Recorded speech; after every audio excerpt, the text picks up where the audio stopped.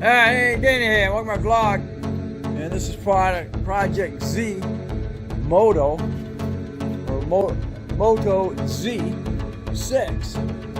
And I'm basically pulling all the freaking coverings off of it, using a wire brush and wiping it, then blowing it off and then spraying it down with brake cleaner, and then putting a combination of paint and primer on it. So we're slowly going that way. The steering is really loose on it. Come to find out, the rack is bad in here, and I've got two tie rod ends that are bad as well, inner tie rod. So what I'm doing right now is I'm removing the rack. It has 3 bolts, and it's easier. There are 13s. It's easier to remove the nuts on the inside here than trying to get the bolts out, because you unfortunately can't get the bolts out because you got your front drive shaft that's in the way. You can see the bolt hanging out there. I can't get out, and then you got one at the bottom down there that's not coming out. You can get the top one. This top one comes right out, but that other one doesn't. All right, and I just use a long extension, again with the 13, to disconnect your steering wheel shaft. See the nut hole right there? And then back that one off. Next step, I'm gonna have to do your outer tie rod ends, and then slide that puppy out. And then you're gonna do the exact same thing when you go to put it back in. Right now we're looking to buy. We need to buy the new tie rod ends. New tie rods are all coming together as one unit. But there's your outer tie rod, and then there's your inner tie rod. And as you can see, if I can see how it's going in and out, you don't want that. And again, the rack is really ate up in there. We'll see that when I get it out. It's right there. Somewhere in the front of here, there's supposed to be a trunk. Believe it or not, unless it's gone. I don't know where. I wouldn't know where either. I don't know where it would have fit. Okay, here we are. You'll find out that is a solid shaft going into the top of the rack and pinion spline.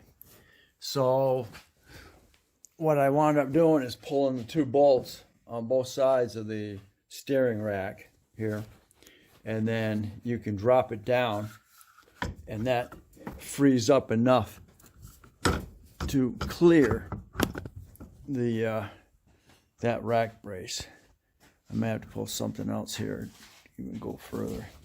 And then I use the screwdriver the long screwdriver to separate get a little bit of separation on that spline. Okay, I got messing around. I tried to heat the control arm right here with heat, but I kept making the boot smoke, so I'm not going to mess with that. There's nothing wrong with the tie rod end, so I'm not going to mess with it. I'm going to put the castle nut back on. I'll go ahead and put an Allen on there. As I was trying to use the fork to frickin' pop this out like you normally would. But most of the time when you're using the fork, you're doing the fork and you're heating it up to get this out, because you're going to put a brand new one on there. You don't care if you destroy it. Well, unfortunately, I started destroying this thing, so I stopped. That's why I said. So what I did is I went ahead and I loosened the lock nut, and I unscrewed the tie rod. the tie rod shaft. So I'm leaving that. I'm going to leave it just like it is. When I get the new one, I can screw it back in. But as you can look in there, you can see all that play in that. So what I'm going to do, I'm going to do the exact same scenario on this side. I'm not going to mess with there's nothing wrong, again, with the tie rod end. It's just where the inside is all dried out. So what I'm going to do is I'm going to loosen this up just like I did here, and then unscrew it. And just remember, when you're on the passenger side, you're going to go counterclockwise to loosen it.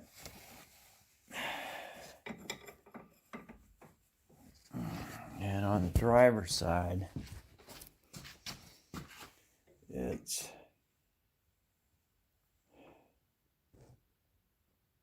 counterclockwise.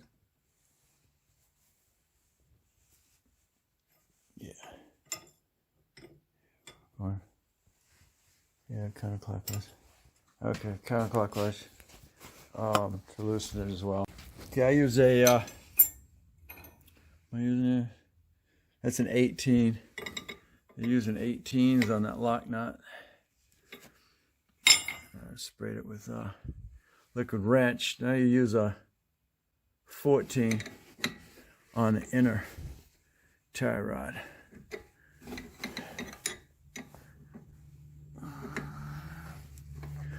Let's see. I'm going counterclockwise. No, I just tightened it all up. There I go. Alright, we go counterclockwise now. There you go.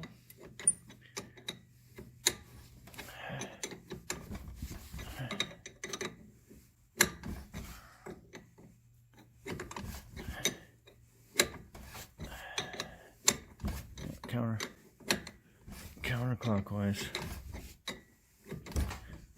Let go.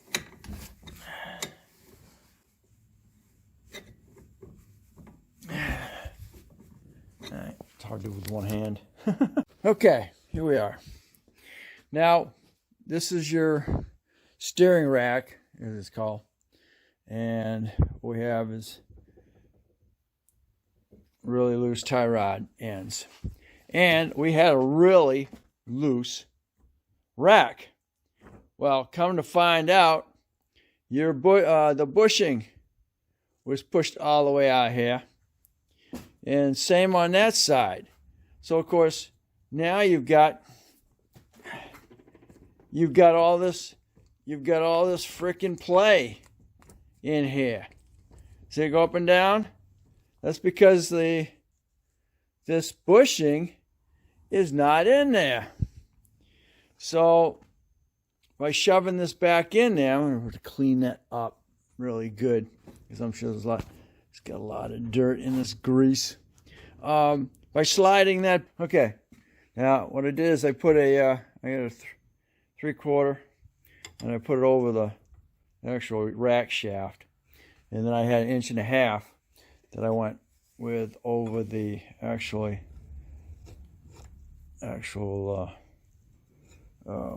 inner tie rod end. So I got it to let go. Didn't take much.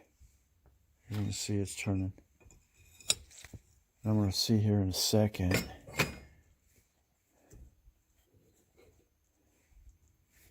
What connects it?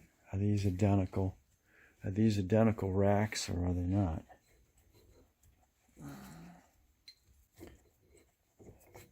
I don't know if I could tighten some things up here.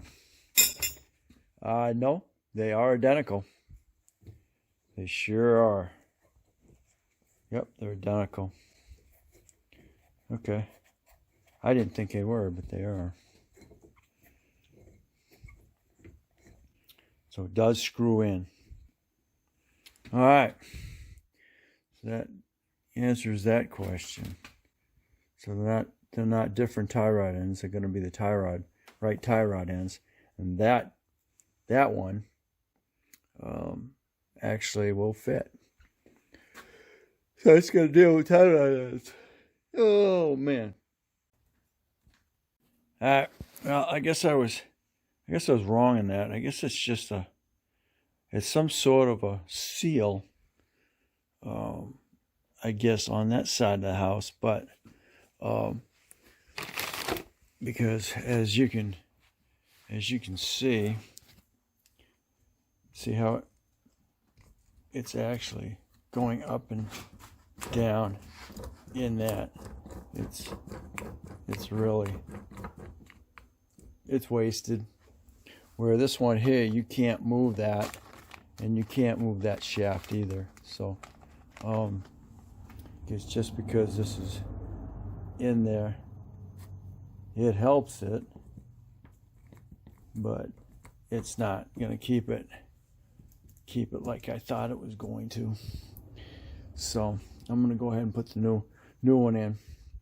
And remember, like I said, you gotta sure you got your bolts in there before you put it in the hole, because you won't be able to get them past that drive shaft. All right, there we go. I have it reinstalled. You got three long bolts that are on this side.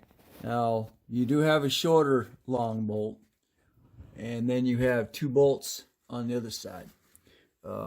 These are 13s. 14.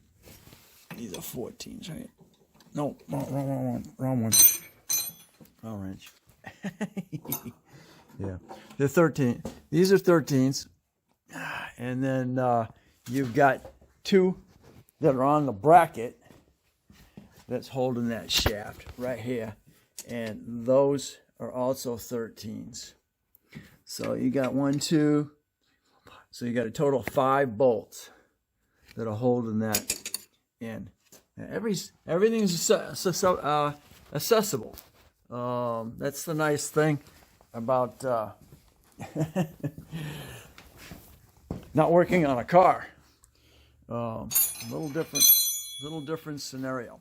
So right now I am held up because of tie rod ends. That's the new tie rod. And then before I can again put the steering coupling on that, and then hook my steering wheel back up, I gotta wait till I get the tie rods in. And I've left the bolts just broken, so your alignment is somewhat aligned. We're not talking a car here, so we don't have to worry about camber. We don't have to worry about anything other than toe on this. And then you can sit here and you can freaking look at it, or you can do the use a tape measure to measure between the two. And that's basically how you align those tires. So unfortunately, that's where I'm at right now. We gotta wait and see what winds up accumulating with getting these tie rods. Not buy new ones at the moment. What I did is, because I wanted to make sure the balls weren't going to fall out, I put a bead around the outside here, and when I did that, it heated up the neoprene inside, and then it recirculated it and made it tight in there again, so there is no play back and forth. I don't have to worry about them coming out. The only way it would have an issue is if that broke off, which is not going to do. What I wanted to do is get it tight, because they were really loose. And by bringing this tighter, I don't have to worry about. It's still got full flex, but it makes it so I know that ball is not going to come out of there. It really wasn't to begin with, but it was super loose. And by heating this up, it reheated up the neoprene. I don't know what it is. Let's see. Some sort of plastic is in there to keep it tight, but eventually it wears down. So you've got all that play in there. But as you can see, there is no play, and I still have full flex. So what I'm currently doing is to help keep that from wearing is I'm putting some let me get this back out again, is I'm using silicone, so it's even tight enough that I can actually turn it out. Then what I did is I actually drilled a hole in the casing.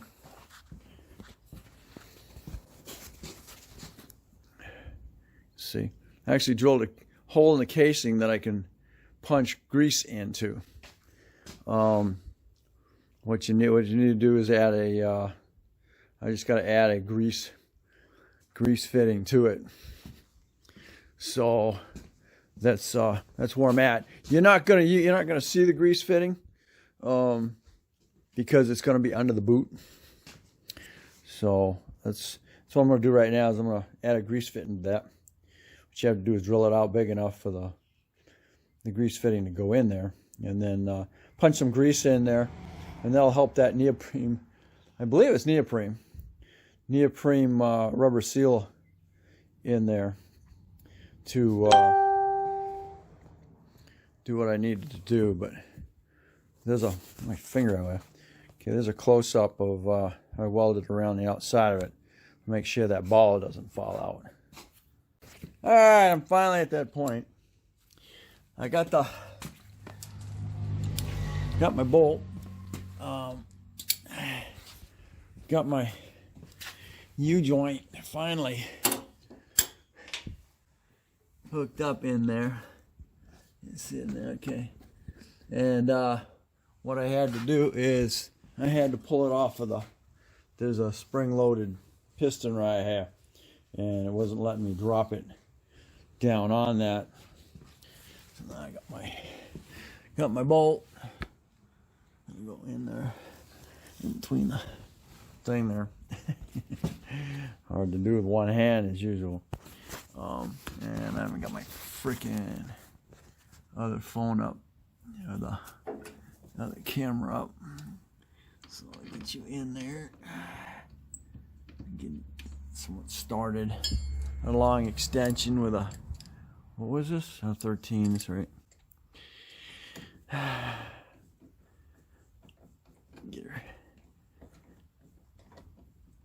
Get her started. Okay, here we are. You can see my bolt right there. All right, tighten that down. Looking good there. I've still got to put the boots on there. Next thing I need to do is see if I can align make sure the steering wheel is aligned. All right, I got everything back together here. Now it's a matter of getting it aligned. I want to make sure that I had the same throw on both sides.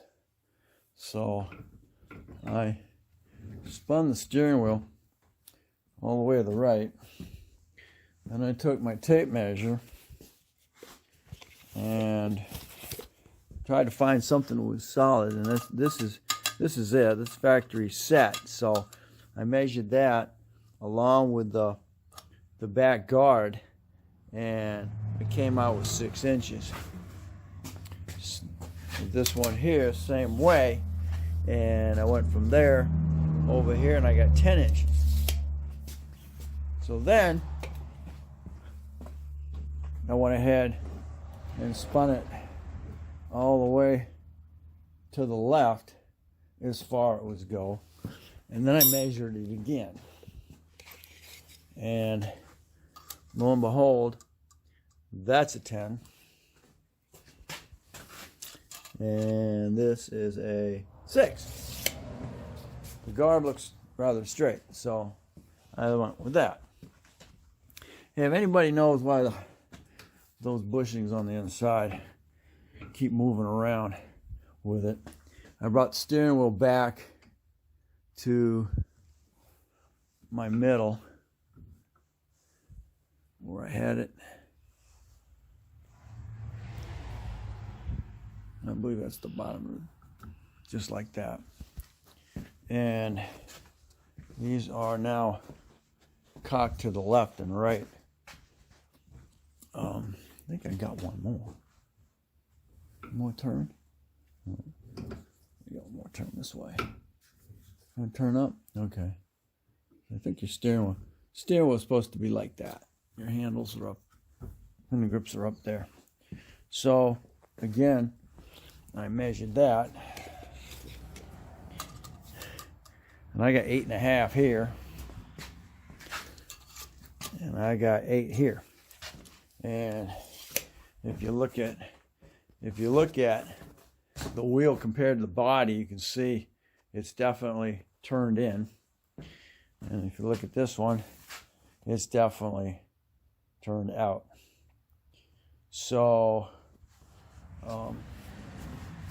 I went with the factory setting in here with the, let's see, I went with the factory setting with the, you're not gonna be able to see it, but they write a little line on this, and I've got it, it's dead center from what I can see. I'll get my camera in on it, see if you can see it. There you go. You can see the top line. I think out of the way. Right. Okay, you can see the top line, and then you can see the other one. It's lined up, but my wheels are not lined up. So I'm going to adjust the tie rod ends in just a little bit, see if I can get them a little bit closer. There's not much pull left on not much thread left on the tie rod. The only other thing I could do is just go ahead, I could throw that another notch.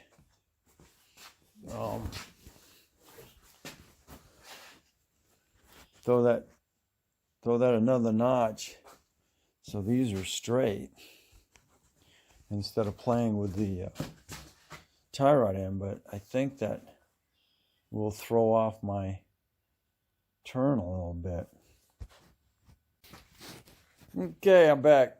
All right, what I did is I measured right here. I gave it a 1/2 inch because with the way it was, this thing was way out here, and I want more thread on there than what I had. So what I did is now I've got a 1/2 inch on this side and a 1/2 inch on this side. And they're turned in just a little bit. That's turned in, and this is turned out. So what I'm going to do is I'm going to take up compensation on the drive shaft, or the where the turn knuckle is in the drive shaft, or in the drive motor is what it's called. And then I'm going to pull that back out and then realign my steering wheel, because I'm not getting what I want out of that. That looks really close. It's not like you can put this on an alignment rack, you know. You're gonna have just a little bit. You're never gonna have to really worry about turning. So that looks pretty close. It's not like you're driving on the road. Everything's loose. I've still got this looseness.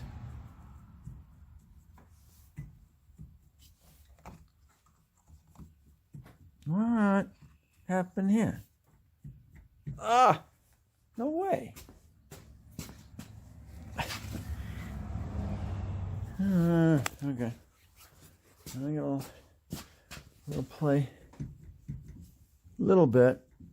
I thought I had it pretty tight, but all that moving around kind of got loosened up. But that's all right. All right. Same with this. Okay. So now what I'm going to do is I'm going to go back up here. I'm going to pull that bolt out of the steering knuckle. And then realign my steering wheel so it's straight. Alright. It's loose. And that's where I'm at. Okay, so I've done some compensation and compromise and everything here. So I'm trying to get this aligned. Again, it's not going to be perfectly aligned. You're not going on the road, so it's not going to be perfectly aligned. But I didn't like the way things were winding up here. So unfortunately, if you can see the little greenish blue line, aqua line. It's about it's got to be like a 1/4 inch difference from what the factory alignment had. So that's what I did here, and then I aligned the steering wheel up. So now my steering wheel is, I would say, pretty darn line, pretty close to alignment on that. Yeah, I like it. So now I got to put the bolts back in and get that line there. But from the front, from looking at the front, I think they're going to be really, really darn close, and everything's going to be fairly tight. We got just a little bit of play down here because I got some worn bushings up top here, and I got worn bushings in the bottom. You can see it's sliding back and forth. So we're not completely tight. But what are you gonna do? It's a 7-year-old toy that's been freaking ragged out. So we get some more money here, I'll upgrade everything. But for right now, basically it's going into retirement. From what has been used, this is just going to be around the yard, pulling the trailer, maybe pushing some snow. But it's not going 90 miles an hour across the yard.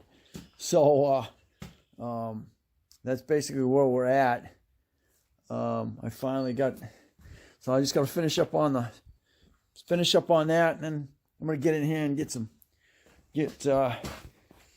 the wire brush going here because I want to get some of this rust covered and the body preserved. That'll be the next. I'm concentrating on that. She's still trying to find parts that are really hard to get. Gonna be 2 to 3 weeks just getting anything. What was really bad is the fact that it does not have an air cleaner. So there's dirt in here, Jesus. Which means it's been sucking dirt, getting into the valves, and the rest of the motor here. So I'm going to be doing some motor work here. I'm going to pull that freaking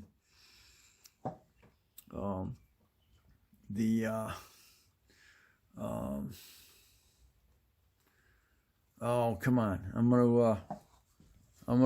gonna go ahead now, pull the throttle body. Jesus. off of here so I can take a look in there and see what we got. Cast plastic. There's your fuel injector. This has got something to do with airflow, because it's going into the air cleaner. This is also airflow, because it's going into the cleaner. It is fuel injected. So, got another sensor, something here. And I haven't had a chance to get in there. There's the coil right there. There's your spark plug. I haven't had a chance to try and do a compression check on it. I don't have the right size compression tester. Next thing I got to get to is the fuel tank. But in the meantime, I'm trying to get a control on the rust here. Frame is solid. It's just a lot of rust. So get down in there and see what I can see down in there. Get all that dirt and mud out of there and get it cleaned up, even though it's going to get back in the dirt and the mud. That's what it's for. But again, the frame is solid, and even if I had to rebuild the motor and a lot of other things here, it was still worth $3,400, because you can't touch them for 10, 7 used, in good shape, and then you start moving up into the 10s and 10,000 and higher for, I think it's even 17 to 20 for a brand new one.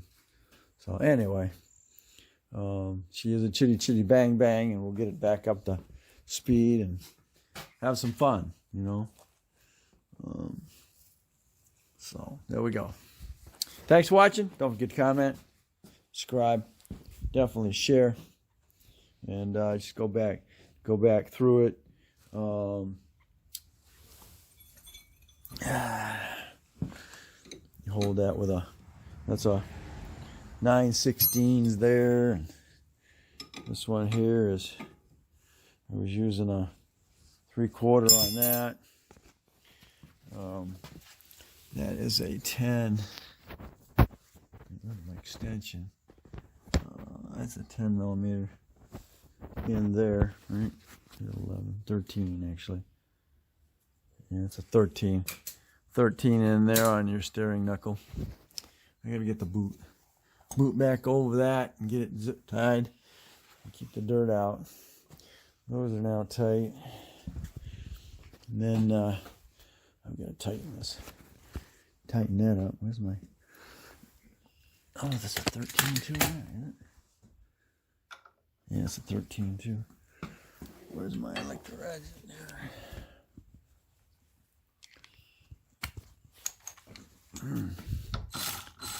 Oh, all right. Oh, I want to go tight.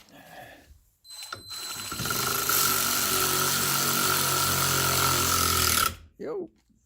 What is that?